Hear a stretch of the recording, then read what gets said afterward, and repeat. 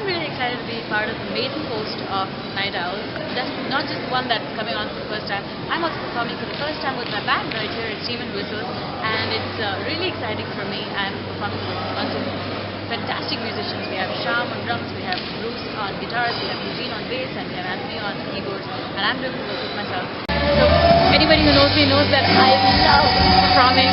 So I love to sing, and I'm really having a ball singing, and I'm enjoying singing with these guys. And I'm also really excited about singing here for the first time. It's my first time at Steam and Whistles, and it's been a beautiful experience so far. And I really hope to keep these coming. I love singing, so I'm going to keep singing. You guys are going to see me a lot.